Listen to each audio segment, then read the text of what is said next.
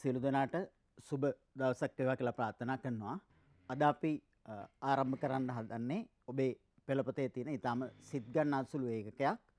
මම හිතන්නේ විභාගයත් සමග සැසඳීමත් ඊට අමතරව තමන්ගේ ප්‍රායෝගික ජීවිතයත් ඒ සියල්ලම සඳහා වටිනා වූ ඒකකයක් ආරම්භ කරන්න බලාපොරොත්තු වෙන්නේ. ඔබට පේනවා තිරේ මේ ඔබේ සීයා ඊටම අතීතයේ භාවිතා කළ ගුවන් විදුලි යන්ත්‍රයක්. එතන මේ ගුවන් විදුලි යන්ත්‍රය සමහරවිට ඔබ දැකලත් ඇති, සමහරවිට දැකලත් නැතුව ඇති. ඒ ගුවන් විදුලි යන්ත්‍රය අද බවට පරිවර්තනය වෙලා තියද්දි මීට වඩා හාත්පසින් වෙනස් ස්වභාවයක් ඔබ දකිනවා. ඒ පරණ ගුවන් විදුලි යන්ත්‍රයක් ක්‍රියාත්මක කිරීම සඳහා සෑහෙන මහන්සියක් ගන්න සිද්ධ වුණා. විශාල බැටරියක් ඕන වුණා. ගුවන් විදුලි යන්ත්‍රය ගොඩක් විශාලයි. ඉතින් ඒ අත්දැකීම සාමාන්‍යයෙන් අද වර්තමාන දුලපතලට හරි අඩුයි. ඒකම අතීතයේ ගුවන් විදුලි යන්ත්‍රයකින් රස විඳිනකොට අපි ගොඩාක් වෙලාට අපිට ඒ හඬ ඇහෙන ප්‍රමාණය මදි. අපිට ඒක අදාළ සේවය සඳහා ටියුන් කර ගැනීම, එහෙම නැත්නම් නින්නාද කර ගැනීම වගේ කාරණා ටිකක් අපහසුතාවයක පැවතුනේ. මේ දුරකථනයත් ඔබ දකිනවා. මේ දුරකථනය දැන් අද වර්තමානයේ දකින්න හම්බෙන්නේ කෞතුක භාණ්ඩයක් වශයෙන්.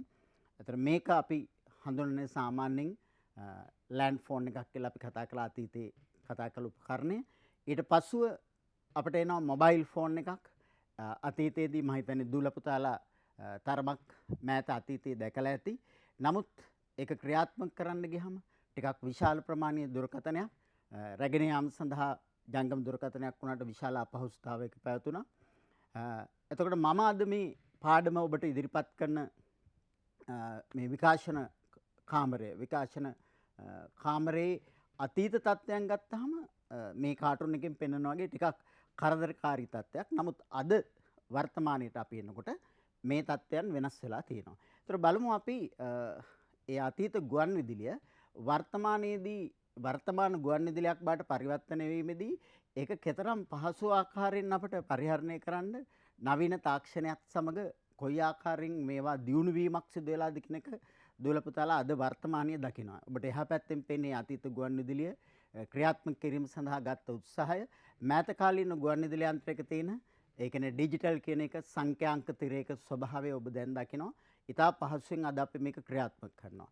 ඒකම ඒ අතීත ගුවන් විදුලි යන්ත්‍රයක් ශ්‍රවණයේදී අප දරූ උත්සාහයන් ඉතා අපහසුවෙන් වර්තමානයේ එනකොට අපි ඉතාම හොඳින් ඒවා තාක්ෂණික උපාංගවල දියුණුභාවයත් සමග ඉතාම පහසුවෙන් අපට ඒවා ලබා ගැනීම සඳහා ශ්‍රවණය කිරීම සඳහා පහසුදායී තත්ත්වයන් ඇති වෙලා පවතිනවා. ඒතර ඔබට දුටු ඒ අතීත දුරකථනය වර්තමානයට එනකොට ඉතාම පහසුවෙන් අපට පරිහරණය කරන්න පුළුවන්. කතා කරන කෙනා කවුද කියලා හඳුනා ගැනීමේ හැකියාව පවතින දුරකථනයක් බවට පරිවර්තනය වෙලා තියෙනවා. ඒකම ජංගම දුරකථනය අතීතයේ තිබුණු තරමක් විශාල උපකරණයක්. නමුත් අද වර්තමානයේ වෙනකොට අපේ අතින් අපේ ඇඟිලි තුඩුරින් ක්‍රියාත්මක කරන්න පුළුවන් ආකාරයෙන් ඊටාම සරල හා පහසු පරිහරණයක් සහිත දුරකථනයක් බවට පරිවර්තනය වෙලා තියෙනවා. ඒතර මේ සියලු දේවල් හරහා දැන් අද මේ දවසේ මා ඔබට කරන පාඩම අතීතයේදී විකාශනාගාරයක විකාශනය කරන්න සිද්ධ වුණා නම් මේ වගේ ක්‍රියාත්මක කරන මීටර් රාශියක් සමග ටිකක් කරදරකාරී කටයුත්තකින් සිද්ධ වෙච්ච දේ අද මා මේ විකාශන කාමරයේ සිට කරන මේ පාඩම ඊටාම පහසුවෙන් තාක්ෂණික උපාංගවල දියුණුභාවයත් සමග ක්‍රියාත්මක කරන්න පුළුවන්කම ලැබිලා තියෙනවා. ඒ නිසා මම කරන පාඩම වෙනත් ස්ථානයක සිට පරිපාලනය කරමින් ඔබ වෙත ගෙනීම සඳහා තාක්ෂණික දියුණුවක් ක්‍රියාත්මක කරන්න බලාපොරොත්තු වෙනවා. ඒතර වර්තමානයේදී මගේ පාඩම ඔබ ලබා ගන්නෙත් කොහොමද කියලා ගත්තොත් ඔබේ නිවසේ පවතින ඊටාම සරල උපාංග කීපයක් අපි කියනවා ඩෙස්ක්ටොප් එකක්, එහෙම නැත්නම් ලැප්ටොප් එකක්, එහෙම නැත්නම් ටැබ් එකක්, ඒ වගේ දෙයකින් ඊටාම පහසුවෙන් ලබා ගන්නවා වගේම ඒවා ඔබට අධ්‍යයනය කර ගැනීම සඳහාත් පහසුකම් ලැබිලා තියෙනවා. ඒතර මේ සියලු පහසුකම් වර්තමානයේ තාක්ෂණයත් එක්ක ක්‍රියාත්මක වෙන්නේ ඇයි කියලා ගත්තොත් එහෙම දුලපතාලට පේනවා මේ වගේ ඊටා සරල වූ කුඩා පරිපත රාශියක් කරා තමයි මේ ක්‍රියාත්මක වීම සිදු වෙන්නේ. එතකොට මේ පරිපතවල ක්‍රියාකාරීත්වය කොයි ආකාරයෙන්ද කියලා ගත්තාම අපිට හිතන්න බැරි තරම් වේගයකින් මේ පරිපත ක්‍රියාත්මක වීම සිදු වෙනවා. එතකොට මේ සංඛ්‍යාංක ලබා ගැනීම, සංඥා ලබා ගැනීම, ඒවා නිකුත් කිරීම, ආදී මේ සියලු කාරණා මේ පරිපත හරහා සිද්ධ වෙනවා. ඒතර මේ සිදුවීම අධ්‍යයනය කිරීම සඳහා ඔබේ විෂය නිර්දේශයේ යොමු වෙලා තියෙන එක්තරා සිත් ගන්නාසුළු පාඩමකට තමයි මම අද ප්‍රවිෂ්ටි ලබා ගන්න. ඒ පාඩම මොකක්ද කියලා අහුවොත් ඔබට පේනවා මේ පරිපත කීපයක් සම්බන්ධ කරලා තියෙන කුඩා උපාංග තීරුවක්. ඒතර මේ පරිපතය තුළ යොමු වෙලා පවතින උපාංග මොනවාද කියලා බැලුවොත් ඊටාම සරල උපාංග කීපයක් ඔබට මත වෙනවා තිරේ. එක් පැත්තක අපි හඳුන්වන එක ඩයෝඩයක් කියලා. ඊට පස්සේ තව පැත්තකින් මත වෙනවා ට්‍රාන්සිස්ටර් කියලා හඳුන්වනවා. ඊට අමතරව ප්‍රතිරෝධක, ඊට අමතරව ධාරිත්‍රික ආදී වශයෙන් මෙන්න මේ කුඩා උපාංග කීපයක් හරහා තමයි මේ සියල්ල සිදු වෙන්නේ. ඒතර මේ උපාංග වලින් සිදුවන ක්‍රියාදාමය කොයි ආකාරයෙන්ද කියලා හඳුනා ගැනීම සඳහා ඔබේ විෂය නිර්දේශයේ තියෙන ඒ ඊටාම සිත් ගන්නාසුළු පාඩම අපි හඳුන්වනා ඉලෙක්ට්‍රොනික විද්‍යාව. ඒ කියන්නේ 11 පෙළ පොතේ 11 වෙනි ඒකකයේ විදිහට ඔබට මේක ඉදිරිපත් වීම සිදු වෙනවා. ඒතර මේ පාඩමට ප්‍රවිෂ්ටි ලබා ගනිද්දී ඔබ දැක්කේ සිත් ගන්නාසුළු දර්ශන සමූහය කොයි ආකාරයෙන්ද සිදු වෙන්නේ කියන එක අපි පාඩම් පෙළක් ඔස්සේ පාඩම් කීපයක් ඔස්සේ අධ්‍යයනය කරන්න බලාපොරොත්තු වෙනවා. එහෙනම් දුල පුතාලට මෙතෙන් සිට මේ පාඩමට අදාළ විද්‍යාත්මක පසුබිම ගොඩනැගීම සඳහා මා උත්සාහ කරනවා. ඔබ හොඳින් සවන් දීගෙන මේ දර්ශනයන් බලමින් ඒ පාඩම අධ්‍යයනය කර ගැනීම සඳහා අවශ්‍ය පසුබිම සකසා ගනිමු. ඔබට මතකයි අපි අවස්ථා කීපයකදී ඔබේ ආදරණීය පාසල්වල ගුරු මහත්මීන් උගන්වපු කාරණාත් මගේ පසුගිය පාඩමේ ඉගෙන ගත්ත කාරණාත් සමග සියල්ලත් එක්ක මේ විදුලිය ගමන් කිරීම කියන කාරණය අපි හඳුන්වනවා විද්‍යුත් සන්නයනය කියලා. ඒතර විද්‍යුත් සන්නයනයේදී ඒ විද්‍යුත් සන්නයනය ආකාර තුනකට අපිට වර්ග කරන්න පුළුවන් කමක් තියෙනවා. මොනවාද ඒ ආකාර තුන? අපි විදුලිය ගෙන යන ද්‍රව්‍ය හා ගෙන නොයාම ආදී කාරණා මත ප්‍රධාන කාණ්ඩ තුනකට බෙදෙනවා. අපි කියන විද්‍යුත් සන්නායක, ඊගට විද්‍යුත් අර්ධ සන්නායක සහ විද්‍යුත් පරිවාරක. එතකොට අපි විද්‍යුත් සන්නායක අපි කියනවා ඉලෙක්ට්‍රිකල් කන්ඩක්ටර් කියලා. ඊගට විද්‍යුත් අර්ධ සන්නායක ඉලෙක්ට්‍රිකල් සෙමි කන්ඩක්ටර්. විද්‍යුත් පරිවාරක ඉලෙක්ට්‍රිකල් ඉන්සුලේටර්ස්. ඒතර බහුලව ඉංග්‍රීසි වදන් මේවා භාවිතා කරන නිසා පැහැදිලි කිරීමක් කළේ. ඒතර විද්‍යුත් සන්නායකයක් කියන්නේ මොකක්ද කියලා අහපුවාම අපි සාමාන්‍යයෙන් කියන්නේ විදුලිය ඊටමත් හොඳින් ගෙන යන ද්‍රව්‍යයක් විදිහට තමයි අපි විද්‍යුත් සන්නායක හඳුන්වා දෙන්නේ. විද්‍යුත් අර්ධ සන්නායක කියන්නේ විදුලිය මද වශයෙන් ගෙන යන දේවල්. විද්‍යුත් පරිවාරක කියලා කියන්නේ විදුලිය ගෙන නොයාම සිදුවන දේවල්. ඒතර මේ ද්‍රව්‍ය කාණ්ඩ තුනම අපට පරිසරයේ හම්බ වෙනවා. ඒතර අපි මේ ඉලෙක්ට්‍රොනික විද්‍යාව විශේෂ ක්ෂේත්‍රයේදී වැඩිපුර කතා කරන්න බලාපොරොත්තු වෙන්නේ මැදින් තියෙන කෙනා ගැන. ඒ කියන්නේ අපි කියනවා විද්‍යුත් අර්ධ සන්නායක. කියන්නේ ඉලෙක්ට්‍රිකල් සෙමි කන්ඩක්ටර්ස් පිළිබඳ තමයි අපි කතා කරන්නේ. නමුත් ඔබට මතක ඇති මේ විද්‍යුත් සන්නායකයක් කියන කෙනා කොයි වගේද ක්‍රියාත්මක වෙන්නේ කියන එක අපි පසුගිය පාඩමකදී කතා කළා. අපි මේ පාඩමට පොඩි මතක් කිරීමක් වශයෙන් මේ විද්‍යුත් සන්නායක ඉතාමත් හොඳින් විදුලිය ගෙන යාමක් සිදු වෙන බව පැහැදිලි කරලා දෙන්න ඕනේ. අපි බලමු කොහොමද මේ විද්‍යුත් සන්නායක ලෝකයේ පවතින දේවල් වර්ගීකරණයක් කරලා තියෙනවා. ඔබ දන්නවා ලෝකයේ ඉතාම හොඳම විද්‍යුත් සන්නායක බවට පත් වෙන්නේ රිදී කියන ලෝහය. දෙවෙනි තැන ලබා ගන්නවා තඹ කියන ලෝහය. ඒ ආදි වශයෙන් විද්‍යුත් සන්නායකතාවය පෙළ ගැස්සුවොත් රිදී, තඹ, රත්රන් ඊට අමතරව ලෝහයක් නොවන කාබන් වගේ දේවලුත් අපිට මේ විද්‍යුත් සන්නායක ගණයට ඇතුළත් කරන්න පුළුවන්. එහෙනම් ඔබට පේනවා මේ පළවෙනි රූප රාමු තුනේ තියෙන්නේ අපි කවුරුත් හොඳින් දන්න ලෝහ. අවසාන රූප රාමුවේ දකින්න පුළුවන්කම තියෙන්නේ විදුලිය ගමන් කිරීම සඳහා දායක වන එකම අලෝහය. ඒ කියන්නේ කාබන්, කියන්නේ ග්‍රැෆයිට් කියන කාබන් වර්ගය. කාබන් වර්ග රාශියක් තියෙනවා, බහුරූපී ආකාර කීපයක් තියෙනවා. ඒකෙන් විදුලිය ගමන් කිරීම සඳහා දායක වන කාබන් එක අපි ග්‍රැෆයිට් කාබන් කියලා නැත්නම් මිනිරන් කියලා සරල ව්‍යවහාරයේ කතා කරන එම කාබන් හඳුන්වා දෙනවා. එහෙනම් මේ සන්නායක ගොන්න අතුරින් විදුලිය ගමන් කිරීමේදී වඩාත්ම හොඳම විද්‍යුත් සන්නායක. ඒ කියන්නේ ලෝපවතින ඊටාම හොඳම විද්‍යුත් සන්නායක විදිහට අපි සලකන්නේ රිදී. ඒතර රිදී කියන කෙනාගේ තුලින් අඩුම ප්‍රතිරෝධයක් යටතේ. එයාගේ ප්‍රතිරෝධකතාවය කියන එක රෙසිස්ටිවිටි කියන එක ගොඩාක්ම අඩුයි. ඒතර එයා ඊටාම හොඳින් විදුලිය ගෙන යන කෙනෙක්. එහෙනම් රිදී තමයි ලෝකේ නම්බර් 1. හොඳම විද්‍යුත් සන්නායක බවට පත් වෙන රිදී. නමුත් මෙයා හිතා මිලයි. පුතාලා දුර දන්නා රිදී කියන්නේ විශේෂයෙන් ආභරණ සෑදීම සඳහා භාවිතා කරන ලෝහයක්. ඒ නිසා මෙයා ඉතා මිලයි. ඒ නිසා අපි බහුලව මේ සඳහා භාවිතා කරනවා තඹ කියන ලෝහය. එහෙනම් ප්‍රායෝගිකව අපි වැඩිපුරම භාවිතා කරන විද්‍යුත් සන්නායක බවට පත් වෙන්නේ තඹ.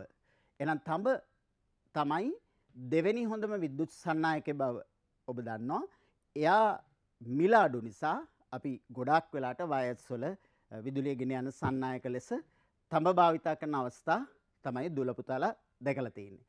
එතකොට අපි බලමු මේ තඹ වගේ කම්බියක් තුල නැත්නම් අපි කියන සන්නායකයක් තුල ඉලෙක්ට්‍රිකල් කන්ඩක්ටර් එකක් තුල කොයි වගේද මේ විදුලිය ගමන් කිරීම සඳහා දායක වීම සිදු වෙන්නේ කියන එක.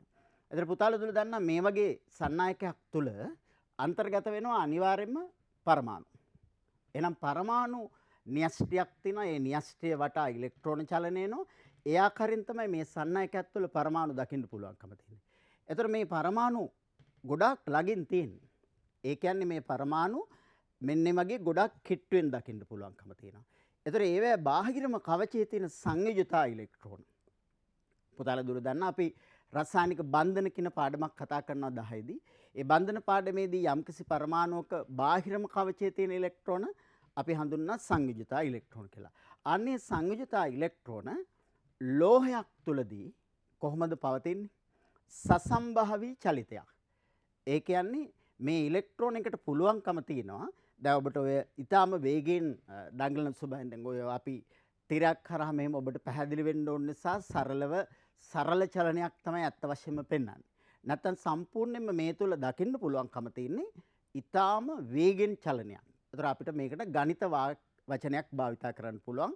ඒ කියන්නේ සසම්භාවී චලනයක් මෙතෙන්දී අනිවාර්යයෙන් සිදු වෙනවා.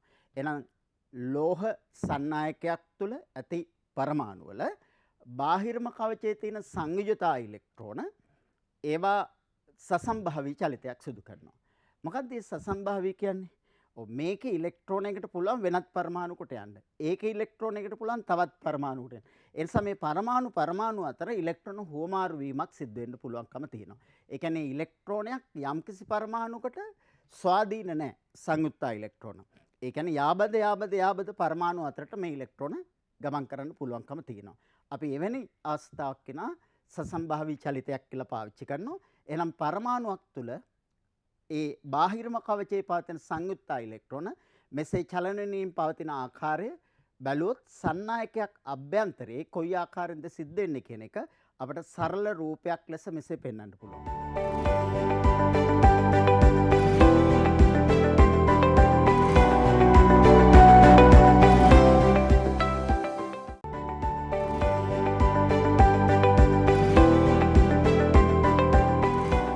විදුලි බලපෑමක් ලබා දුන්නොත් මේ සන්නායකට ඒ කියන්නේ කරන්ට් එක ලබා දුන්නොත් යම්කිසි ක්‍රමයකට අර සසම්භාවී ලෙස චලනය වෙච්ච ඒ බාහිරම කවචයේ තියෙන සංයුජතා ඉලෙක්ට්‍රෝන එක් දිශාවක් ඔස්සේ ගලාගෙන යන ස්වරූපයකට පත් වෙනවා. එහෙනම් පුතාලා දුලට පැහැදිලි වෙන්න ඕනි මේ පෙන්눔 කරන්නේ අර ඔබ මොහොතට කලින් දුටු සන්නායකයේ ඉලෙක්ට්‍රෝන එක පැත්තක සිට අනෙක් පැත්තකට සිදු කරන ඒ ගලා යාම තමයි මේ අපි දකින්නේ. එහෙනම් මෙහිම ගලා යන්නේ මේකට විද්‍යුත් විභවාන්තරයක් සපයන්න ඕනේ. එහෙනම් විද්‍යුත් විභවාන්තරයක් මේකට සැපෙවුවාම පරමාණුවෙන් පරමාණුට ඒ සංයුක්තා ඉලෙක්ට්‍රෝන මෙන්න මේ ආකාරයෙන් ගලා යාමක් සිද්ධ වෙනවා. අර සංයුක්තා ඉලෙක්ට්‍රෝන තමයි යන්නේ. ඒතර පුතාලා දුල එතන පැහැදිලිව තේරුම් ගන්න ඕනි ලෝහයක් අස්සේ පරමාණු තියෙනවා. ඒ පරමාණු වල විවිධ කවච තියෙනවා. පළවෙනි ශක්ති මට්ටම, දෙවෙනි ශක්ති මට්ටම, K, L, M, N ආදී වශයෙන් අපි ශක්ති මට්ටම් හඳුන්වන්නේ 10 දී. ඒ ශක්ති මට්ටම් වල බාහිරම ශක්ති මට්ටම. අපි ඒකට කියනවා සංයුජතා කවච, වැලන්ස් ඔබිටල් එක. ඒකෙදී තියෙන ඉලෙක්ට්‍රෝන ඒ පරමාණුවට ස්වාධීන නැහැ. එයා යාබද පරමාණු ඔස්සේ ගමන් කිරීමක් සිදු වෙනවා. මේ දකින්නේ විදුලි ධාරාවක් දුන්නාම ඒ ආකාරයේ ඉලෙක්ට්‍රෝන ගමන් කිරීම. හොඳයි අපි මේ රූපය ඇත්තටම කොහොමද සිදු වෙන්නේ මේ විදිහට ඉලෙක්ට්‍රෝන එක පැත්තකට සිට එක පැත්තකට ගමන් කරන්නේ කොහොමද කියන එක අවබෝධ කරගන්න අපි පොඩ්ඩක් ඇත්තටම මේකට කෝෂයක් සම්බන්ධ කරමු. දැන් කෝෂයක අපි ඍණාග්‍රයෙන් තමයි ඉලෙක්ට්‍රෝන නිකුත් වෙන්නේ. ඒ නිකුත් වෙන ඉලෙක්ට්‍රෝන මේ ඍණාග්‍රය දිගේ ගමන් කළා ඒ ඉලෙක්ට්‍රෝන වලින් ඇති කරන බලපෑම සන්නායකයට ලබා දුන්නට පස්සේ ඒ සන්නායකය තුලින් ඉලෙක්ට්‍රෝන ගමන් කරන්නේ මෙහෙමයි. එහෙනම් කෝෂයක බලපෑම ලබා දෙන්න ඕනේ. ඒතර කෝෂයේ බලපෑම ලබා දුන්නට පස්සේ තමයි ඉලෙක්ට්‍රෝන මේ ආකාරයෙන් ගමන් කිරීම සිද්ධ වෙන්නේ. ඉතින් ඒ නිසා සන්නායකයක් තුලින් ඉලෙක්ට්‍රෝන මෙසේ ප්‍රවාහයක්සේ ඇති වෙන්නේ. අපි කියන ඉලෙක්ට්‍රෝන ප්‍රවාහයක් කියලා. කෙටින් කියන ඉලෙක්ට්‍රෝන ෆ්ලෝ එකක් කියලා. එවන්නක් ඇති වෙන්න යම් බාහිර බලපෑමක් ඕනේ. එතකොට මේ බාහිර බලපෑම දෙන්නේ කවුද? ඒ බාහිර බලපෑම දෙන්නේ යම්කිසි රසායනික කෝෂයක්. ඒ කෝෂයේ ඍණාග්‍රයෙන් ඇති කරන ලොකු ඉලෙක්ට්‍රෝන පීඩනයක්. ඒ ඉලෙක්ට්‍රෝන පීඩනය නිසා ඉලෙක්ට්‍රෝන මේක දිගේ සන්නායකය තුලින් එක් දිශාවක් ඔස්සේ ගලාගෙන යනවා. ඒක අපිට තවත් පහසුවෙන් අවබෝධ කරගන්න ඔබට පෙන්නොත් මෙන්න මේ ආකාරයෙන් ඍණ පැත්තේ සිට ඒ කියන්නේ කෝෂයේ ඍණ පැත්තේ සිට කෝෂයේ ධන පැත්ත දක්වා ඉලෙක්ට්‍රෝන ධාරාවක් ගලාගෙන යනවා කියලා අපි කතා කරනවා. එහෙනම් පුතාලා දුවලා උතන පරිස්සම් වෙන්න ඕනි. සාමාන්‍යයෙන් අපි විද්‍යා විෂයේදී ප්‍රධාන ධාරා දෙකක් කතා කරනවා. ඇත්තටම ගලා යන්නේ ඉලෙක්ට්‍රෝන ධාරාව. ඒතර ඉලෙක්ට්‍රෝන ධාරාව කෝෂයේ ඍණාග්‍රයේ සිට කෝෂයේ ධනාග්‍රය දක්වා ගලාගෙන යනකොට මෙන්න මේ විදිහට සංයුජතා ඉලෙක්ට්‍රෝන ගලාගෙන යන බව ඔබට පේනවා.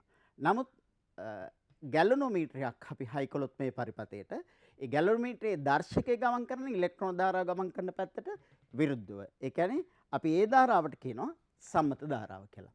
එහෙනම් ඒක පටල ගන්න දෙයක් නෙමෙයි. ධාරා දෙකක් නෙමෙයි ඔය. එකම ධාරාව. ධාරා දෙකක් නෙමෙයි එකම ධාරාව. ඉතින් ඇත්ත ගැලීම තියෙන්නේ ඉලෙක්ට්‍රෝන ධාරාව.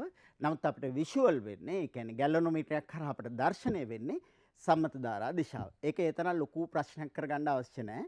අපි එහෙමනම් කෝෂයක ඉඳන් සන්නායකයක් තුලින් ඉලෙක්ට්‍රෝන ගලන ආකාරය තමයි මේ පැහැදිලි කිරීමක් කළේ. දැන් මේ කතාව තුලදී පැහැදිලි වෙන්න ඕනි ඇයි අපි මේකට සන්නායකයක් කියන්නේ? සන්නායකයක් කියන්නේ ඊටාම හොඳින් විදුලිය ගමන් කරන නිසා. ඒ කියන්නේ එහෙනම් මේ ගමන් කරන ඉලෙක්ට්‍රෝන ස්වල්ප ප්‍රමාණයක්ද ඇත්තේ? විශාල ප්‍රමාණයක්ද ඇත්තේ? එහෙම නැත්නම් අතිවිශාල ප්‍රමාණයක්ද කියලා අහුවොත්. ආන්න එතන පැහැදිලි කිරීමක් කරගන්න ඕනේ. එහෙනම් සන්නායකයක් නැත්නම් කන්ඩක්ටර් එකක්. එවැනි දෙයක විදුලිය ඊටමත් හොඳින් ගමන් කරනවා කියන එකේ අදහස කරන්නේ මේ නිදහසේ එක් දිශාවක් ඔස්සේ ගලන ඉලෙක්ට්‍රෝන ප්‍රවාහය දැවැන්ත ප්‍රවාහයක් කියන එක. ඒක මෙතකයි කියන්න බැරි තරම් අතිවිශාල ඉලෙක්ට්‍රෝන ප්‍රවාහයක් ගලාගෙන යනවා.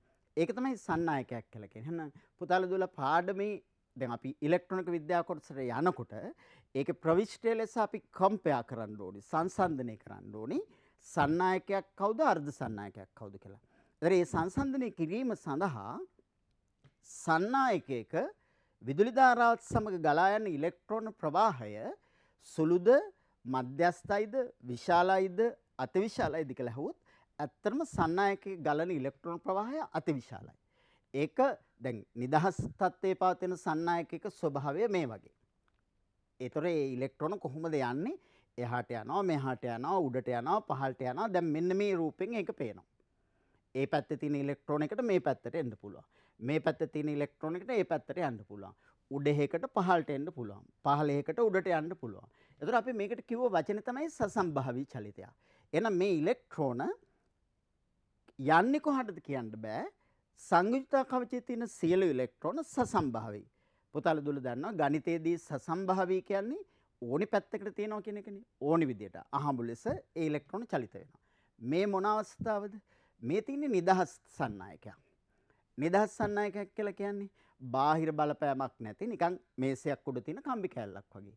ඒතර එවන්නක ඉලෙක්ට්‍රෝන සංයුජතා කවචයේ තියෙන ඉලෙක්ට්‍රෝන සසම්භාවී චලිතයක් සිදු කරනවා. එහෙනම් නිදහස් සන්නායකයක මේ. ඒතර මේක විදුලි බලපෑමක් තියනවද? නැහැ. මේක විදුලි බලපෑමක් නැහැ. මේක නිකන් තියෙන කම්බි කෑල්ලක් වගේ.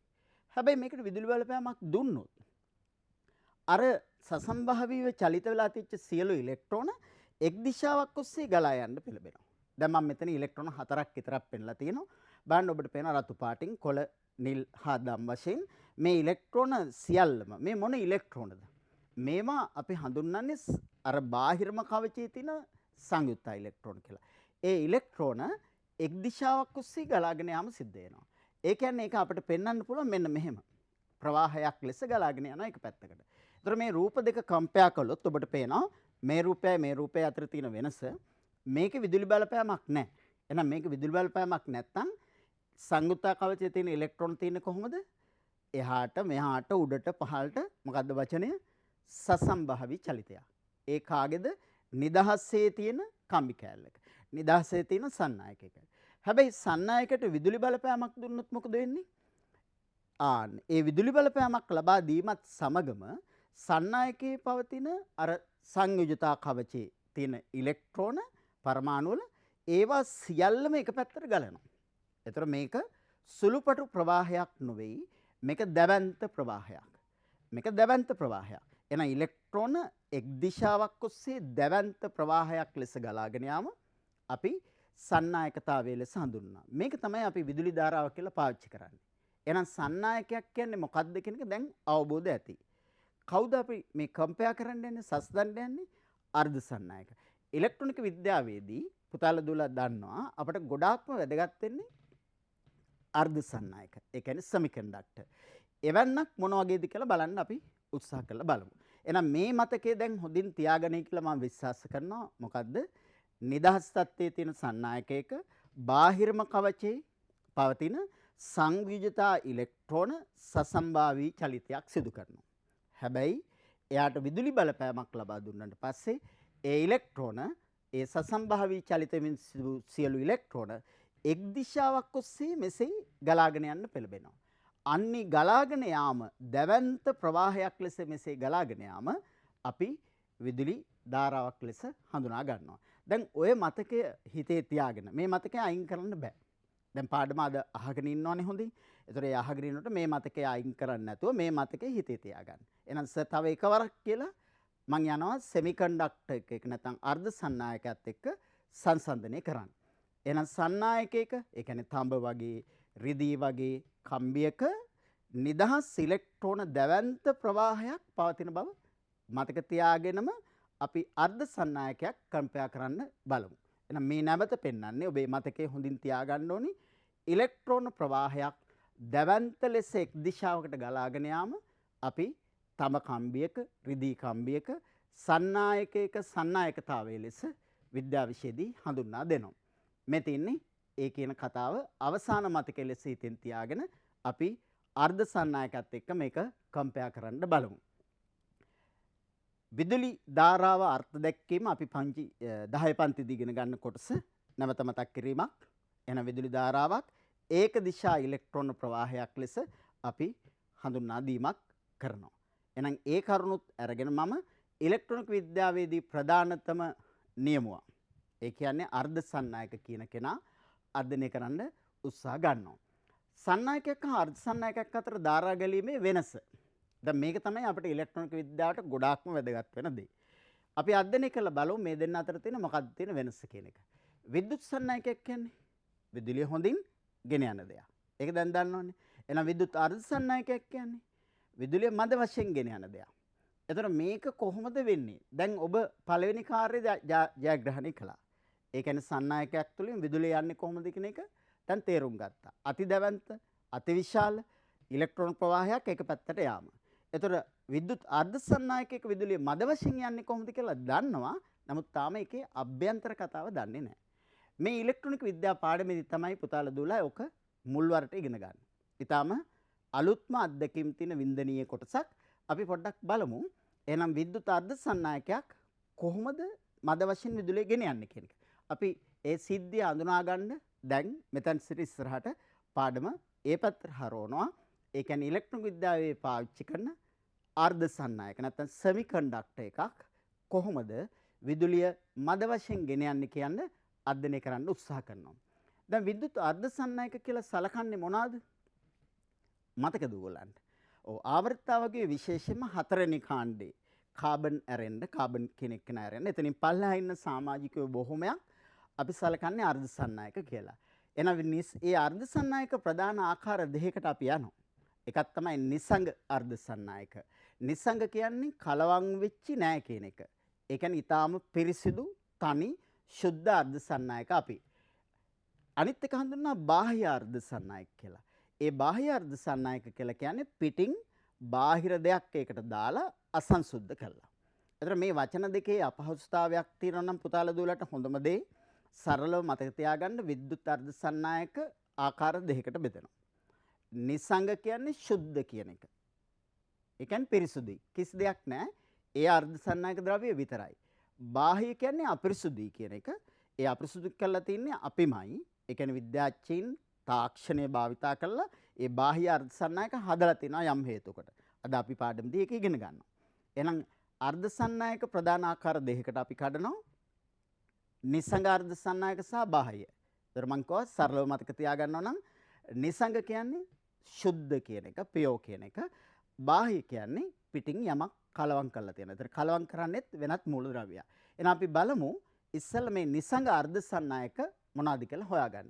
ඔබ දන්නවා අපි ආවර්තව වගේ කතා කරන හතරවෙනි කාණ්ඩයේ සමාජිකින් බොහොමයක් සිලිකන්, ජර්මේනියම්, සෙලීනියම්. ඒතර පුතාලා දුලට හුරු කෙනා සිලිකන්. මොකද අපි එයා ඉගෙන ගන්නවා ආවර්තව වගේ තුන්වෙනි ආවර්තයේ හතරවෙනි කාණ්ඩේ. ඒතර අපි හතරවෙනි ආවර්තයෙන් කැල්සියම් දක්වා විතරයි ඉගෙන ගන්න. එතන එහා අපි ඉගෙන ගන්න.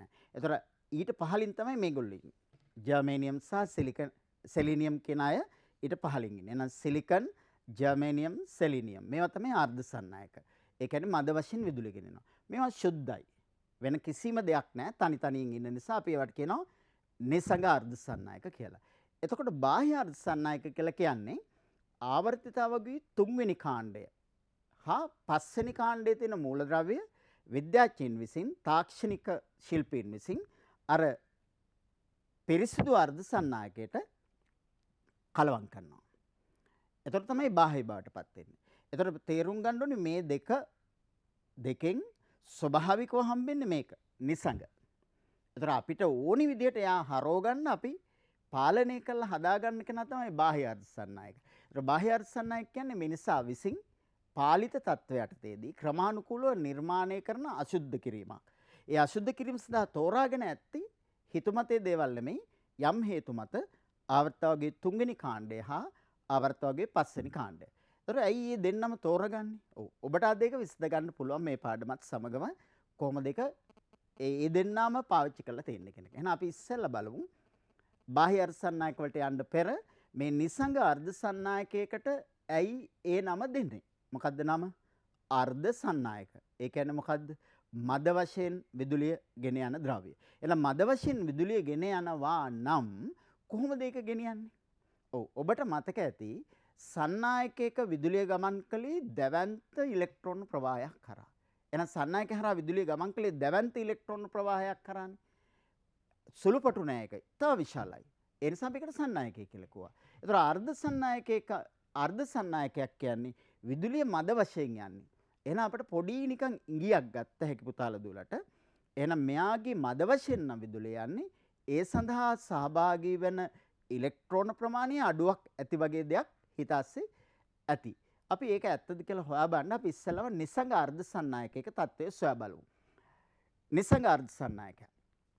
මම තෝරගන්නවා මුලින්ම සිලිකන්. ආදර්ශ ලෙස අපි කවුරුත් දන්න කෙනා. සිලිකන් කොහෙද ඉන්නේ? පුතාලට මතක ඇති, දූලට මතක ඇති.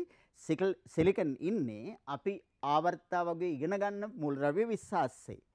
තුන්වෙනි ආවර්තයේ හතරවෙනි කාණ්ඩේ.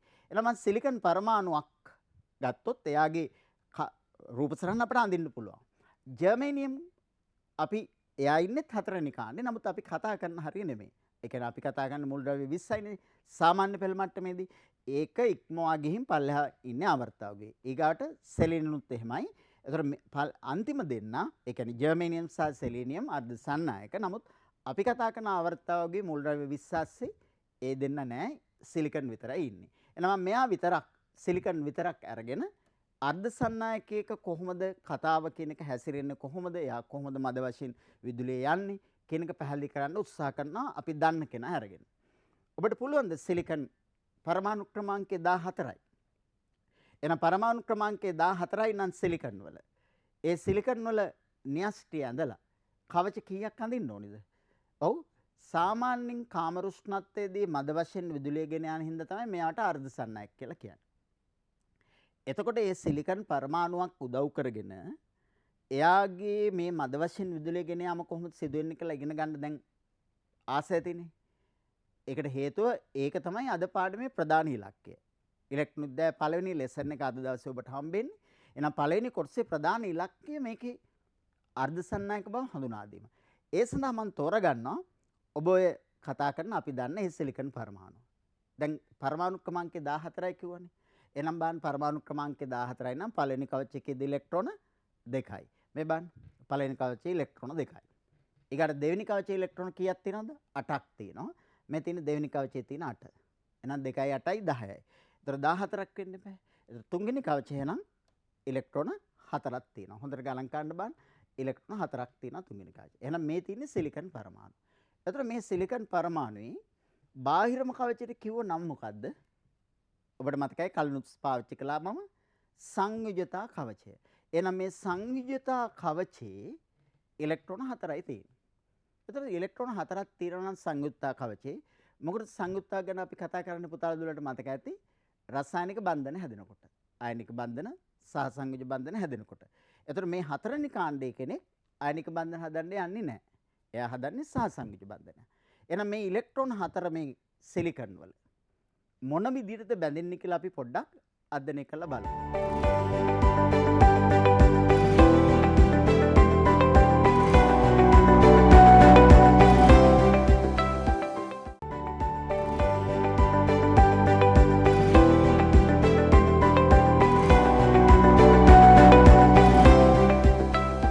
මේ තියෙන සිලිකන් පරමාණුවේ න්‍යෂ්ටි ටික තමයි මම ඔය පෙන්눔 කරලා තියෙන්නේ. එහෙනම් මම මෙයා පොඩ්ඩක් අයින් කරනවා ස්ක්‍රීන් එකෙන්. එයා ස්ක්‍රීන් එකෙන් අයින් කළා දැන් සිලිකන් පරමාණුවේ බාහිරම කවචයේ තියෙන ඉලෙක්ට්‍රෝන 4 පෙන්වනවා. එතකොට පුතාලා දුවලට තේරෙන්න ඕනි එක සිලිකන් පරමාණුකම බාහිර කවච ඉලෙක්ට්‍රෝන 4 පෙන්වුවා නම් ඊට පස්සේ අනිත් සිලිකන් පරමාණු වලත් බාහිර කවචයේ ඉලෙක්ට්‍රෝන 4 තියෙනවා.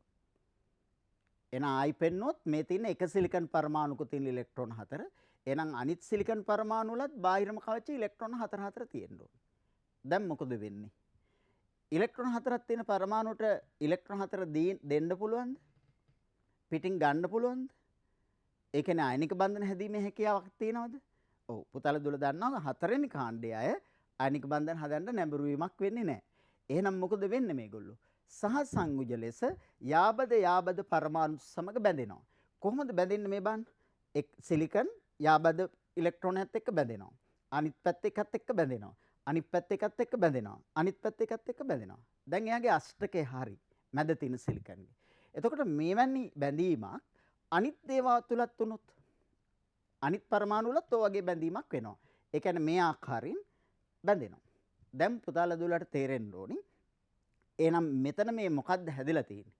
අපි 10 බන්ධන පාඩමේ කතා කරන පොඩි කතාවක්. මොකද්ද?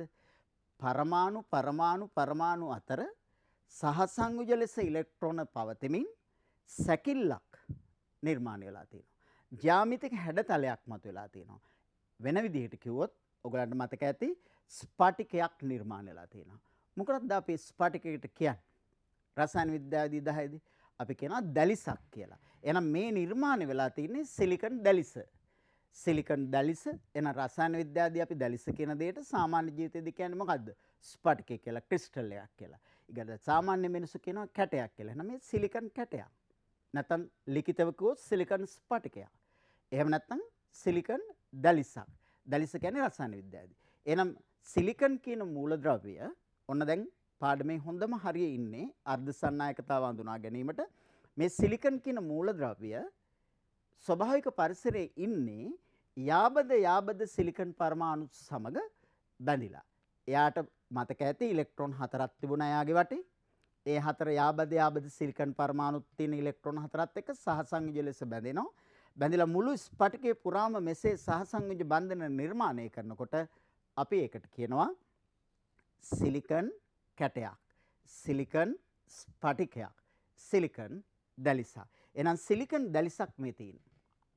එහෙනම් මේ තියෙන්නේ අර්ධ සන්නායක කියලා හඳුන්වලා දෙන සිලිකන් කියන එක්කෙනාගේ දැලිසක්. හැබැයි මෙයා මේ ඉන්නේ ඔන්න විශේෂ පණිවිඩයක්. හොඳට මතක තියාගන්න මේ පෙන්නුවේ කාමර උෂ්ණත්වයට වඩා ඉතාමත්ම පහළ උෂ්ණත්වයකින්. ඒ කියන්නේ අපි හිතමු নিরপেক্ষ ශූන්‍ය කියලා. ඒ කියන්නේ කෙල්වින් බිඳුව. නැත්නම් සෙල්සියස් -273. මාත් එක්ක පාඩම කරන අනිත් විද්‍යාස තාපේ පාඩම මේ දවස්වල කතා කරනවා. එතෙන්දී নিরপেক্ষ ශූන්‍ය ඒ කියන්නේ කෙල්වින් බිඳුව හෙවත් සෙල්සියස් -273 දී පරමාණු වල නැත්නම් පදාර්ථයක තියෙන අංශුන් වල චාලක ශක්තිය ශූන්‍ය විදිහට අපි සලකාගෙන තමයි අර්ථ දැක්වීම කරන්නේ. ඒතර අපි හිතුව මේ සිලිකන් ස්පටිකයේ තියෙන ඒ වගේ নিরপেক্ষ ශූන්‍ය කියලා. ඒ කියන්නේ කෙල්වින් බිඳුවේ නැත්නම් සෙල්සියස් -273 කියලා. දැන් බලන්න මේ ස්පටිකයේ කිසිදු ඉලෙක්ට්‍රෝනයක් නිදහස් නැහැ කියලා පුතාලා දුලට පේනවනේ. හැම එකක්ම බන්ධන වලට බැඳලා තියෙන්නේ. හැම එකක්ම බන්ධන වලට බැඳලා තියෙන්නේ. හැබැයි මේ නිරපේක්ෂ ශූන්‍ය. එතන නිරපේක්ෂ ශූන්‍ය කියන්නේ කෙල්වින් බිඳුව. ඒ කියන්නේ සෙල්සියස් නම් -273. දැන් ඔබයි මායි මේ කතා කරන වෙලාවේ ඔබ දැන් මේ දර්ශනීය නරඹන මේ පාඩම ඉගෙන ගන්න ඔබ ටීවී එක ඉස්සරහා ඉඳගෙන කම්පියුටර් ඉස්සරහා මේ පාඩම ඉගෙන ගන්න වෙලාවේ පරිසර උෂ්ණත්වය කීයද? ඔව් සාමාන්‍යයෙන් දලාගයක් කිව්වොත් සෙල්සියස් අංශක 27ක් විතර.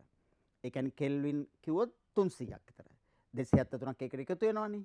එතකොට දැන් මේක අපි ගෙනාවුත් කාමර උෂ්ණත්වයට මේ පහළම උෂ්ණත්වයේ තියෙන්නේ. ඒ කියන්නේ නිරපේක්ෂ ශූන්‍යයේ තියෙන්නේ.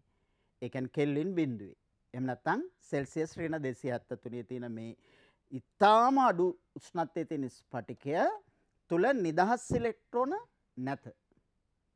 එහෙමනම් මම මෙයා ගේනවා ටිකෙන් ටික කාමර උෂ්ණත්වයට.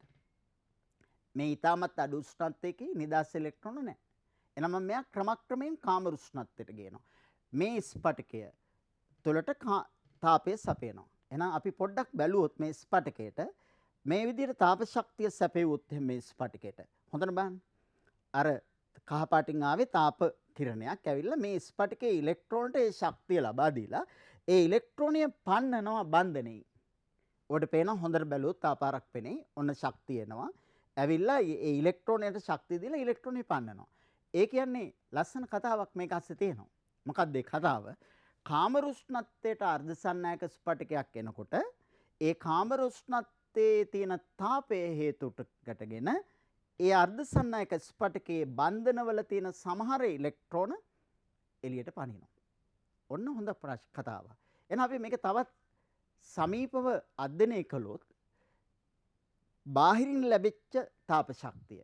ඒ කොහොමද තාප ශක්තිය ලැබුණේ? ඔව්. එයා හිටියා කිව්වේ මොකේද? -273 සෙල්සියස්. ඒ කියන්නේ කෙල්වින් බිඳුව. එයා ටිකෙන් ටික ගෙනාවා කාමර උෂ්ණත්වයට. ඒ කියන්නේ අපි ජීවත් වෙන උෂ්ණත්වය 27යි සෙල්සියස් නැත්නම් කෙල්වින් 300. ගෙනාවට පස්සේ ඒ බාහිර පරිසරයේ තියෙන තාපය මේ ස්ෆටිකය ලබා ගන්නවා. ඒ ලබාගෙන අර බන්ධනවල තිබිච්ච ඉලෙක්ට්‍රෝනට ඒ ශක්තිය ලැබිලා ඒ ඉලෙක්ට්‍රෝන පනිනවා එළියට. අපි මීට වඩා සමීප දර්ශනයක් කරා ඔක බැලුවොත් වඩා හොඳට ඔබට පේනවා. දැන් ඔබට පේන ඇති තිරේ රූපය. තිරේ රූපය ආසන්න දර්ශනයක් ලෙස බැලුවොත් ඔබට පේනවා ඒකේ චූටි උෂ්ණත්වමානයක් පෙන්වුම් කරලා තියෙනවා. ඒ චූටි උෂ්ණත්වමානය ඊටාම අඩු උෂ්ණත්වයක් පෙන්වුම් කරලා තියෙනවා. මම මේකේ උෂ්ණත්වය වැඩි වෙන්න දැම්මා. දැන් ඔබට පේනවා උෂ්ණත්වය වැඩි වුණා යාගේ. හොඳට බලන්න. ඒ උෂ්ණත්වය වැඩි වෙනකොට මොකද වෙන්නේ? අර ඉලෙක්ට්‍රෝන වලට ශක්තිය ලැබිලා ආන්න ඉලෙක්ට්‍රෝනයක් පැන්න එළියට. දැන් මොකද වෙන්නේ? ඒ ඉලෙක්ට්‍රෝනේ පනින්න හේතු උනේ මේකට ශක්තිය ලැබෙච්ච නිසා. දැන් මේ ඉලෙක්ට්‍රෝනේ පැන්න තැන හිස් තැනක් වෙනවා. අර එහෙම ඇත්තටම රවුමක් හැදෙනවා කියන එක නෙමෙයි. ඒක අදහස් කරන්නේ එතන බ්ලැන්ක් එකක් ආවා කියලා. ඔන්න මතක තියාගන්න ඕනේ. එහෙනම් අපිට සිද්ධිය නැවත හැමින් බැලුවොත් ආපස්සට මෙන්න ඊටාම අඩු උෂ්ණත්වයක තියෙන අර්ධසන්නායක ස්ෆටිකයක්. සෙල්සියස් -273 කෙල්වින් බිඳුව. ඊටාම අඩු උෂ්ණත්වයක්. ඒතර එයාට පරිසරයේ තාපය ලැබීමත් එක්ක උෂ්ණත්වයේ ස්ෆටිකේ වැඩි වෙනවා. වැඩි වෙලා අර බන්ධනයක තියෙන ඉලෙක්ට්‍රෝනයක් අර ශක්තිය ලැබිලා ඒ බන්ධනයෙන් පනිනවා. පනිනකොට ඒ බන්ධනේ කැඩෙනවා. ඒ කැඩිච්ච තැන ඒ හිස් තැන ඔබට පෙන්වන්න එපා මෙතන උගන්වනකොට. මොකක් හරි තියෙන්න එපා එතන තිබිලා නැති වුණා කියලා පෙන්වන්න. ආන්නේ වගේ බ්ලැන්ක් එකක් පෙන්වන්න ඕන නිසා අපි පුංචි මේ වගේ රවුමක් දානවා. ඒතර දැන් ඔබ හයිසකෝආර් තිබිච්ච ඉලෙක්ට්‍රෝන කියලා. ඔය පැන්නේ ඉලෙක්ට්‍රෝනේ තියෙන්නේ නැහැනේ පුතාලා දුර දන්න ඉලෙක්ට්‍රෝන කියන්නේ නිකන් තනියෙන් තියෙන නිශ්චල තියෙන කෙනා නෙවෙයිනේ. එයා චලනය වෙනවා ස්ෆටිකේ. එහෙනම් ඉලෙක්ට්‍රෝනේ දැන් යන්නේ නැති කොහේ හරි. අපි පස්සේ හොයාගමු. එයා කොයි දිගින් කියලා ඉලෙක්ට්‍රෝනේ ගියා. දැන් මෙතන හිස්. දැන් හරි ලස්සනයි. බලන්න. මෙතන හිස් අතන ඉලෙක්ට්‍රෝනේ තියෙනවා. දැන් පුතාලා දුර සමහරලාට දැන් ඉස්කෝලේක ඔඩිටෝරියම් එකේ එහෙම නැත්නම් ප්‍රධාන ශාලාවේ එහෙම නැත්නම් රැස්වීමක් තියෙන වෙලාවේ පුටුවල වාඩිලා ඉන්නකොට එක පුටුවක් ඉස්සරහා හිස්ස තියනවා දැක්කොත් මොකද වෙන්නේ? කාට හරි පුතෙකුට ඉගෙන ගන්න ආසෙන් දැන් මේ වගේ පාඩමක් උගන්වන වෙලාවේ පාඩමට ආදරය කරන පුතෙක් දුවෙක් ඉන්නවා නම් ඈත ඉන්නකොට ඇහෙන්නේ නැත්නම් ඉස්සරහා පුටුවක් හිස්ස තියෙනවා නම් අර පිටිපස්සේ පුතාට හරි දුවට හරි ඒ පුටුවට එන්න පුළුවන්. ඒ වගේ මේ බන්ධනේ තියෙන ඉලෙක්ට්‍රෝනයට පුළුවන් එතනින් පැනලා අනිත් එකට එන්න. දැන් එතකොට මොකද උනේ? අර හිස් තැනට අනිත් ඉලෙක්ට්‍රෝනය ලැබීම නිසා අනිත් තැන හිස් තැනක් වුණා. ඒ කියන්නේ දැන් ඔබ ඒක හරියට දැක්කේ මම ආපහු රිපීට් එකක් දාලා පෙන්නොත් පෙනෙයි. ඔබ දැක්කේ හරියට අර මේ රවුම ගියා වගේ නේද? ඇත්තටම කල්පනා කරන්න බලන්න මේ රවුමද යන්නේ ඉලෙක්ට්‍රෝනයද යන්නේ? හොඳට බලන්න. අර ඉලෙක්ට්‍රෝනය යනකොට රවුම එනවා. ඒ කියන්නේ පුටුවද යන්නේ පුතා දුවද යන්නේ හෝල් එකේ. හොඳට කල්පනා කරන්න බලන්න. ඔන්න පිටිපස්සේ තියෙන පුටුවක වාඩිලා ඉන්න පුතෙක් දුවෙක් ඉස්සරහ පුටුවේ වාඩි වෙනවා. කවුද යන්නේ? පුතා හෝ දුව. හැබැයි පුටුව පිටිපස්සට ගියා වගේ වැඩක් නේ වෙලා තියෙන්නේ. පුටුව ගියේ නැහැ. පුටුව බ්ලැන්ක් වෙනවා. ඒ වගේ මෙතන තියෙන ඉලෙක්ට්‍රෝනය මෙතනට එනකොට අතන හිස් තැනක් එනවා. මෙන්න මේ හිස් තැනට දැන් මෙහි තියෙන තව එක්කෙනෙක් එන්න බැරිද? දැන් අර පුටුව හිස්. ඔඩිටෝරියම් එකේ නැත්තම් මේ පාඩම අහගෙන ඉන්නකොට සෙමිනා එකක් නම් මොන හරි වෙලාවක ඉස්කෝලේ ඒ අර අනිත් පුටුවට තව දුවෙකුට එන්න බැරිද? පුළුවන් නේ. එහෙනම් මේ ඉලෙක්ට්‍රෝනය දැන් මෙතනින් එතනින් අයින් වෙලා මේ ඉලෙක්ට්‍රෝනය මෙතනින් මෙතනට පනිනවා. මේ බලන්න. එයා මෙතනට පනිනවා. ආන්න. දැන් පැන්නාර. පනින්න කිට්ටුයි. දැන් මේ මෙතන දැන් මොකද්ද වෙන්නේ කල්පනා කරන්න බලන්න. දැන් මෙතනට එනවත් එක්කම මේ පුටුවට ළමයා එනවත් එක්කම අතන තව පුටුවක් හිස් වෙනවා. දැන් ඕක අපි විද්‍යාවේදී හඳුනා දෙනවා ටිකක් පොත්පත් ටිකක් වැඩිපුර කියවන බාහිරින් දැනුම ලබා ගන්න පුතක දුවෙකුට මෙන්න මේ වගේ වචනයක් අහන්න හම්බ වෙන ඉලෙක්ට්‍රෝන විද්‍යාවේදී. ඉලෙක්ට්‍රෝන චලනය වෙනවා. ඒක දැන් අස්පනා අපිට දැක්කා. අර හෝල් එකේ පුතා දුව නැගිටලා ගියා කියන්නේ ඒක ඉලෙක්ට්‍රෝනේ චලනය වුණා වගේ. හරිද? හැබැයි පුටුව ගියාද? නෑනේ. පුටුව හැබැයි රීප්ලේස් වෙනවා. ඒ පුටුව තියෙන තැන වෙනස් වෙනවා. දැන් ඉස්සරහ පෙළියේ හිස් පුටුව ළමෙක් ආපුවාම ඒක යනවා දෙවෙනි පෙළියට. පුටුව ගියේ නෑ. හැබැයි පුටුව හිස්. දෙවෙනි පෙළියේ තියෙන පුටුවට තුන්වෙනි පෙළියෙන් ළමෙක් එනකොට තුන්වෙනි පෙළියට හිස් පුටුව යනවා. ළමයා ඉස්සරහට එනවා. ඒ වගේ මේක තුල දැන් මේ වගේ ඒ හිස්තන මාරු වෙනවා තැනින් තැන. අන්නේ හිස්තනට අපි ඉලෙක්ට්‍රොනික විද්‍යාවේදී විශේෂ නමක් කියනවා. අපි කියනවා කුහරයක් කියලා. එහෙනම් කුහරය කියලා හඳුන්වන්නේ හෝල් කියලා කියන කුහරය කියලා හඳුන්වන්නේ ඉලෙක්ට්‍රෝනය එළියට පැන්න ස්ථානය. එතකොට දැන් ඔබට හිතෙන්න පුළුවන් සර් ඇත්තටම අර්ධ සන්නායක ස්පටිකය රතු පාටින් පෙන්ලා තියෙනවා වගේ යම්කිසි කුහරයක් තියෙනවද කියලා. එහෙම එකක් නැහැ. අපි ඒ සංඥාවක් දෙනවා. ඒ ස්ථානයේ බ්ලැන්ක්. ස්ථානයේ ඉලෙක්ට්‍රෝනයක් තිබිලා පැන්නා. ඒ නිසා මේ ස්ථානයේ අවකාශයක් තියෙනවා කියලා සංඥාවක් දෙනවා. එච්චරයි. එහෙනම් ඒ අවකාශය ස්පටිකේ පුරා යන්න බැරිද? පුළුවන්. තනින් තනට යන්න පුළුවන්කම තියෙනවා. එහෙමනම් මේ සිද්ධිය දිගින් දිගටම සිදු වෙනකොට ඔය නිකන් ඉන්නේ නැහනේ ඉලෙක්ට්‍රෝනයත් ඔබ දන්නවා ඒ ඉලෙක්ට්‍රෝනයත් ගමන් කිරීමක් සිද්ධ වෙනවා. එහෙනම් ඉලෙක්ට්‍රෝනයත් අනිවාර්යයෙන්ම මේ වගේ චලනය වෙනවා. එහෙනම් දැන් හොඳට කල්පනා කළොත් මේ ස්පටිකයේ ASCII මොන වගේද කියලා ගත්තොත් පොඩ්ඩක් මවන්න කැමතිද ඔබ? මේක ASCII. එහෙනම් ඉලෙක්ට්‍රෝනත් අර නිදහසේ එළියට පැන්න ඉලෙක්ට්‍රෝනත් යනවා. අර කුහරත් යනවා. හැබැයි කුහර යනවා නෙමෙයි කුහර රීප්ලේස් වෙනවා. දැන් මතකයිනේ මෙතන තිබිච්ච කුහරයට මෙයා පැන්න. එතර කුහරේ මෙතෙන්ට ආවා. ඒ කුහරයට මෙයා පැන්නහම කුහරේ මෙතෙන්ට ආවා.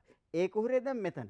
එහෙනම් මේ අර්ධ සන්නායක ස්පටිකේ පුරා හොඳට කල්පනා කළොත් කල්පනා කරන්න බෑ හොඳට කල්පනා කළොත් කුහරත් මූ වෙනවා. මූ වෙනවා කියන්නේ එහාට මෙහාට යනවා වගේ පේනවා. ඉලෙක්ට්‍රෝන අනිවාර්යෙන් යනවා. ඒතර ඔකට හොඳම උදාහරණය තමයි අර ශාලාවේ පුටුවයි ළමයාගේ කතාව. එහෙනම් පුටු 300ක් තියෙනවා ශාලාවක. ළමයි ඉන්නවා 299ක්. එහෙම නැත්නම් අපි කියමු පුටු 100ක් තියෙනවා කියලා. ළමයි ඉන්නවා 99ක්. ඒතර ඉස්සරහ පෙළේ එක පුටුවක් හිස්. ඒ ඉස්සරහ පෙළේ පුටුවට පිටිපස්ස පෙළේ ළමෙක් එන්න බැරිද? පුළුවන්. ඒතර කවුද ගියේ? ළමයා ගියේ. ළමයා කවුද? ඉලෙක්ට්‍රෝනය. පුටුව දෙවෙනි පෙළියේ දැන්. ඒ දෙවෙනි පෙළියේ තියෙන පුටුවට තුන්වෙනි පෙළියේ ළමෙක් එන්න බැරිද? පුළුවන්. එතකොට කවුද ගියේ? ළමයා ගියේ. ළමයා තමයි ඉලෙක්ට්‍රෝනය. පුටුව තමයි කුහරය. දැන් කුහරේ තියෙන්නේ කොයි කීවෙනි පෙළියේද? පුටුව තියෙන්නේ කීවෙනි පෙළියේ? තුන්වෙනි පෙළියේ. එහෙනම් පුතාදුලට පේන්න ඕනේ මේකේ තියෙන ලස්සන කතාවක්. එහෙනම් අර්ධ සන්නායක ස්පටිකයක චලනයන් දෙකක් සිද්ධ වෙනවා වගේ පේනවා. මොනවද චලනයන් දෙක? ඉලෙක්ට්‍රෝන සැබෑ චලනයක් සිදු වෙනවා. එහෙනම් ඇක්චුවල් මෝෂන් එක ඉලෙක්ට්‍රෝන. සත්‍ය චලිතය ඉලෙක්ට්‍රෝන. හැබැයි කුහරත් යනවා වගේ පේනවා. ඒක මූව් වෙනවා, රීප්ලේස් වෙනවා. ස්ථාන මාරුවක් කරනවා. එහෙනම් කුහර චලනයක් සහ ඉලෙක්ට්‍රෝන චලනයක් කියන දෙකක් කතා කරනවා උසස් භෞතිකයේදී. ඒ කියන්නේ අපි අනාගතයේදී උසස් පෙළ හදාරද්දී ඒ පිළිබඳ ගැඹුරු හැදෑරීමක් කරන. එහෙනම් අපි පොඩ්ඩක් බලමු මේ තුල මේ චලනයන් කොයි ආකාරයෙන්ද සිද්ධ වෙන්නේ කියන එක. අර චලිත වෙච්ච ඉලෙක්ට්‍රෝනට අපි කියනවා නිදහස් ඉලෙක්ට්‍රෝනය කියලා. ෆ්‍රී ඉලෙක්ට්‍රෝන නැත්නම් එක්ස කියලා පාවිච්චි කරනවා. අර කුහරයට අපි කියනවා හෝල් කියලා. එහෙනම් ඉංග්‍රීසි වලින් කිව්වොත් කුහරයට කියනවා හෝල්, නිදහස් ඉලෙක්ට්‍රෝන කියනවා ෆ්‍රී ඉලෙක්ට්‍රෝන කියලා. එතන මේවා දෙකම ස්පටිකය තුල චලනය වන වාසේ අපට පේනවා. ඇත්තටම චලනය වෙන්නේ කවුද? ඉලෙක්ට්‍රෝන. කුහර රීප්ලේස් වෙනවා. ස්ථාන මාරුවකුත් සිද්ධ වෙනවා. එහෙනම් අපි මේ දර්ශනය බැලුවොත් හොඳින් මේ බලන්න මේ ඔබේ අවධානය ඉතාම හොඳින් කරන්න ඕනේ අවස්ථාවක් මේක. මේකේ මේ කුහරයට මෙතන තියෙන කුහරයට මොකද වෙන්නේ කියලා හොඳට තිරේ දිහා බලාගෙන ඉන්න. රිපීට් මම පෙන්නනවා. මේ කුහරය මේ ඉලෙක්ට්‍රෝනය මෙතනට ගියොත් අර කුහරේ ඉලෙක්ට්‍රෝනය හොඳින් බලන්න. දැන් මොකද උනේ කියලා අර බලන්න. මේ කුහරය වෙන තැනකට ගියා. තිබුණේ කොහෙද? තිබුණේ මෙතන. දැන් ඊට පස්සේ ආන්න වෙන තැනකට යනවා. අර ඔය වගේ මේක තුලදී මේ කුහරය තනින් තැනට යනවා. ඉලෙක්ට්‍රෝනයත් යනවා. එතකොට මේ කුහර සහ ඉලෙක්ට්‍රෝන මේ ස්පටිකය තුරා ගමන් කිරීමක් සිදු වෙනවා. හැබැයි අපි තේරුම් ගන්න ඕනේ වැදගත් දෙයක් තියෙනවා. හොඳට බලන්න මට ඇඟිල්ල තියලා පෙන්වන්න පුළුවන් නිදහස් ඉලෙක්ට්‍රෝන සංඛ්‍යාව. මේ තියෙන එකක්. මේ තව එකක්. මේ තව එකක්. ඔයගේ නිදහස් ඉලෙක්ට්‍රෝන ඊටාම ස්වල්පයි නේද තියෙන්නේ. මතකද සන්නායකයක නිදහස් ඉලෙක්ට්‍රෝන කොච්චර තිබුණාද? ඔබට ඔබ දැක්කා දඟල හිටියා සසම්භාවී චලිතයක් කියලා කිව්වනේ. ඒ කියන්නේ සර් ඒකට පාවිච්චි කළ වචනේ මතකද? කුඩා, මධ්‍යස්ථ, විශාල, අතිවිශාල. මම කිව්වා අතිවිශාල නිදහස් ඉලෙක්ට්‍රෝන. කාගේද? තව කම්බියක. රිදී කම්බියක. එහෙනම් සන්නායකයක අතිවිශාල ඉලෙක්ට්‍රෝන සමූහයක් තියෙනවා. හැබැයි නිදහස් ඉලෙක්ට්‍රෝන මේකේ නිදහස් ඉලෙක්ට්‍රෝන ගණන් කරන්න පුළුවන් ප්‍රමාණයක් තියෙන්නේ. එහෙනම් ඔබට කියනවා කාමර උෂ්ණත්වයේ අර්ධ සන්නායකයක. කාමර උෂ්ණත්වයේ තියෙන අර්ධ සන්නායකයක ඊටමත් සුළු නිදහස් ඉලෙක්ට්‍රෝන ප්‍රමාණයක් විතරයි තියෙන්නේ. ගොඩක් නැහැ. එහෙනම් ඊටමත් සුළු නිදහස් ඉලෙක්ට්‍රෝන ප්‍රමාණයක් විතරයි නම් තියෙන්නේ. ඒ අපි විදුලිය දුන්නොත් මොකද වෙන්නේ? මේ සුළු නිදහස් ඉලෙක්ට්‍රෝන ප්‍රමාණය ආන්න එහෙම යන්නේ. එහෙනම් බලන්න ගමන් කළේ ඉලෙක්ට්‍රෝන ගණන් කරන්න පුළුවන් ප්‍රමාණයක් මේ ඔබට පේන ස්ක්‍රීන් එකේ. මම නැවත අරන් පෙන්නුවොත් එහෙනම් මේ නිදහස් ඉලෙක්ට්‍රෝන චලිත වෙන්නේ අල්ප වශයෙන්. ඊටම සුළු ප්‍රමාණයක්. එතකොට කල්පනා කරන්න බලන්න. ඔන්න වගේ සුළු. එහෙනම් අර්ධ සන්නායක ස්පටිකයක චලිත වන ඉලෙක්ට්‍රෝන සංඛ්‍යාව අතිවිශාලයිද මධ්‍යස්ථයිද සුළුයිද කියලා අහුවොත් උත්තරේ ඊටම පැහැදිලි. සුළු ප්‍රමාණයක්. එතකොට සන්නායකයක අතිවිශාල ප්‍රමාණයක්. එතකොට දෙන්නගේ වෙනස එහෙනම් සන්නායකයට සන්නායකය කියන්නේ ඇයි? ඉලෙක්ට්‍රෝන දැවැන්ත ප්‍රමාණයක් තියෙන නිදහසේ ගලාගෙන යන්න පුළුවන්. එහෙනම් අර්ධ සන්නායකයට අර්ධ සන්නායකයක් කියන්නේ ඇයි? ගලා යන්න පුළුවන් ඊටාම සුළු ඉලෙක්ට්‍රෝන ප්‍රමාණයක් විතරයි තියෙන්නේ. එහෙනම් සුළු ඉලෙක්ට්‍රෝන ප්‍රමාණයක් කරා ඊටාම සුළු ධාරාවක් ගෙන යන නිසා අර නම දීලා තියෙනවා. එහෙනම් අපි හරි අර්ධ සන්නායක සෙමිකන්ඩක්ටර් එක. එහෙනම් මද වශයෙන් විදුලිය ගෙන යන්නේ. ඒ ගෙන යන්නේ ඊටමත් සුළු නිදහස් ඉලෙක්ට්‍රෝන ටිකක් කරා. එහෙනම් පුතාලා දුවලා තේරුම් ගන්න ඕනි මේ අර්ධ සන්නායක ඊටම අඩු උෂ්ණත්වයක නිරපේක්ෂ ශූන්‍ය. ඒ කියන්නේ කෙල්වින් බිඳුව සෙල්සියස් −273 ඒ වගේ වෙලාවක නිදහස් ඉලෙක්ට්‍රෝන ඇත්තම නෑ බන්ධන වල බැඳිලා තිබුණේ. මතකයිනේ. ඒතර කාමර උෂ්ණත්වයට මෙයා ගේනකොට පරිසරයේ තාපය මෙයාට ලැබිලා සමහර ඉලෙක්ට්‍රෝන එළියට පනිනවා. සේරම නෙමෙයි සමහර තැන්. ඒ පනින ඉලෙක්ට්‍රෝන නිසා සුළු නිදහස් ඉලෙක්ට්‍රෝන ප්‍රමාණයක් ස්පටිකේ පුරා ඇති වෙනවා. ආනේ සුළු නිදහස් ඉලෙක්ට්‍රෝන ප්‍රමාණය මෙසේ ගලාගෙන යාම අපි අර්ධ සන්නායකයක අර්ධ සන්නායකතාවය ලෙස හඳුන්වා දෙනවා. ඔන්න දැන් නම් දෙක තේරෙන්න ඕනි. එහෙනම් සන්නායකතාවය යනු දැවැන්ත ඉලෙක්ට්‍රෝන ප්‍රමාණයක් ගලාගෙන යාම. අර්ධ සන්නායකතාවය යනු ඊටා සුළු ඉලෙක්ට්‍රෝන ප්‍රමාණයක් ගලාගෙන යාම. එහෙනම් අර්ධ සන්නායකයට ඒ නම දෙන්න හේතුව මම හිතන්නේ හොඳින් පැහැදිලි ඇති. එහෙනම් මෙහි தත්ත්වය සොයා බැලුවොත් අපට අර්ධ සන්නායක ස්පටිකය අපට පුළුවන් මේ කියන මේ සන්නායකතාවයේ තියෙන දැන් අඩු වශයෙන්නේ අර්ධ සන්නායකයක් කියන්නේ ඉලෙක්ට්‍රෝන ස්වල්පයක් අඩුවෙන් විදුලිය ගෙනියන්නේ. ආන්න එයා අපිට පුළුවන් දැන් අසංසුද්ධ කරන්න. අසංසුද්ධ කරන්න කියන්නේ පිටින් යම්කිසි මූලද්‍රව්‍යයක් මේකට එකතු කරන්න. අපි කියන එකට මාත්‍රණය කියලා පාවිච්චි කරනවා. ඒකෙන් සාදා ගන්නා වූ අර්ධ සන්නායකට අපි කියනවා බාහ්‍ය අර්ධ සන්නායක. බාහිරින් යමක් ඇතුල් කරපු බාහ්‍ය අර්ධ සන්නායක. එහෙනම් අසුද්ධ අර්ධ සන්නායක. මොනා කරලාද ගන්නෙ? පිටින් යමක් ඇතුල් කළා. එතකොට මෙන්න මේ අර්ධ සන්නායකවල පොඩි ගුණයේ වෙනසක් සිද්ධ වෙනවා. ඒ කියන්නේ අර්ධ සන්නායකයක් කියන්නේ මද වශයෙන් විදුලිය ගෙන යනවා කියලා සර් කිව්වනේ. එයාට පිටින් තවත් මූලද්‍රව්‍ය දාපුවාම පොඩ්ඩක් එයාගේ ස්වභාවය වෙනස් වෙනවා. ඒක නිකන් පුතාලා දුවලා හොඳට දැන් පාඩම් කරන්න වාඩි වෙලා ඉන්නවා ක්ලාස් එකේ සෙමිනාර් එකේ. ඔය වෙලාවේ වෙන අදහසක් දානවා ඔළුවට කවුරු හරි. දාපුවාම අර ඔබේ ඒම් එක වෙනස් වෙනවා. වෙනස් වෙලා අර කරන්න ගිය වැඩේ වෙන්නේ නැත්නම් වෙන දෙයක්. ඒ වගේ අර්ධ සන්නායකයකට බාහිරින් යමක් දාපු ගමන් ඒකේ තියෙන අර නැචරල් ක්වොලිටි එකේ පොඩි වෙනසක් සිද්ධ වෙනවා. ඒ වෙනස මොන වගේද කියලා කිව්වොත් ඒ කලවම් කිරීමට අපි පාවිච්චි කරන විශේෂයෙන් ඒ කියන්නේ වෙනත් මූලද්‍රව්‍යයක් ඒකට දානකොට අපි ඒකට කියනවා මාත්‍රණය කියලා. ඉංග්‍රීසි වලින් කියනවා drop in කියලා. ඔය මාත්‍රණය කියන්නේ මාත්තු කියන වචනේ. ඔය සියාච්චියම දන්නවා මාත්තු කියන්නේ මාත්තු රත්තරන් කියන්නේ කලවම් රත්තරන් කියන එක. ඒකෙන් තමයි යෝජනය ඇවිල්ලා තියෙන්නේ. පොඩ්ඩක් දානවා කියන එක. ඔය ඉංග්‍රීසි වර්ඩ් එක බලන්න drop කියන්නේ බිඳුව බිඳුව. ඒ කියන්නේ චුට්ටක් දානවා. ඒ කියන්නේ අර පිරිසිදු අර්ධ සන්නායකයට පිටින් දාන මූලද්‍රව්‍ය ගොඩක් නෙමෙයි දාන්නේ. චුට්ටයි දාන්නේ. ආන්න එහෙම දාලා හදා ගන්නවා අර්ධ සන්නායක. ඒ අර්ධ සන්නායක බාහ්‍ය අර්ධ සන්නායක කියලා හඳුන්වනවා. ඒ සඳහා පිටින් කලවම් කරන්නේ ආවර්ත වගේ ප්‍රධාන කාණ්ඩ දෙකක තියෙන මූලද්‍රව්‍ය විතරයි. බාහිර මූලද්‍රව්‍යයක් ඇතුල් කිරීම නිසා නිර්මාණය වන බාහ්‍ය අර්ධ සන්නායක. ඒතර ඒවා අපි අපිරිසිදු අර්ධ සන්නායක ලෙස සලකනවා. ඒ අර්ධ සන්නායක සෑදීම සඳහා තෝරාගන්නේ ආවර්තයේ තුන්වෙනි කාණ්ඩය සහ පස්වෙනි කාණ්ඩය. එසේ සාදා ගන්නා වූ ඒ විශේෂිත අර්ධ සන්නායක P අර්ධ සන්නායක සහ N අර්ධ සන්නායක කියලා අපි හඳුන්වනවා. අපි ඊළඟ සතියේ පාඩමේදී මේ P අර්ධ සන්නායක සහ N අර්ධ සන්නායක කොයි වගේද මොන වගේද කියන එක එයාගේ හැසිරීම කෙබඳු කියන එක අධ්‍යයනය කරමු. එහෙනම් අද දවසේ පාඩමේ ඊළඟ කොටස ඊළඟ පාඩමෙන් සම්පූර්ණ වෙනවා.